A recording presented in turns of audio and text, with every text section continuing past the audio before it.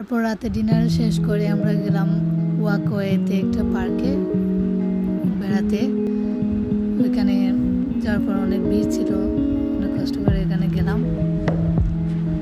তারপরে হাসান একটা দোকান থেকে বলছিল ওই যে তান্দুরি চা, চলো আমরা তান্দুরি চা খাই।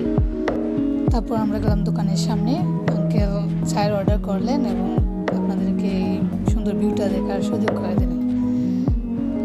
কত সুন্দর নৌকা পানির মধ্যে ভেসে আছে। তারপর চা কীভাবে তৈরি করছে তা একটা ভিডিও করে নিলাম শর্টকাট করে।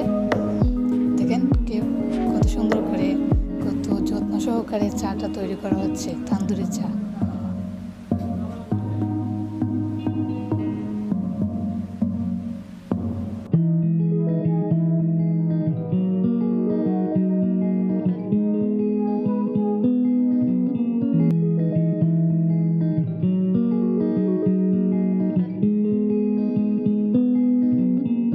অবশেষে চা বানানোর প্রক্রিয়া শেষ, এখন মাটির পাত্রে ঢেলে পরিবেশন করছেন চাটা।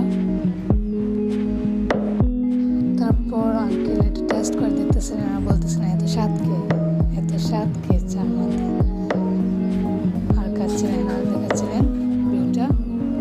অবশেষে আমরা নৌকায় ওঠার সিদ্ধান্ত নিলাম। হাসান এগিয়ে যাচ্ছে নৌকার দিকে, আমরা সবাই নৌকায় উঠে বসলাম। তারপর হাসানকে দেখা যাচ্ছে আমরাও ছিলাম নৌকার মধ্যে। অনেক ভালোই লাগছিল, রাতের আকাশটা অনেক সুন্দর লাগছিল, চারিদিকে লাইটিং করা, তার মধ্যে পানিতে ভেসে ভেসে অনেক ভালোই লাগছিল।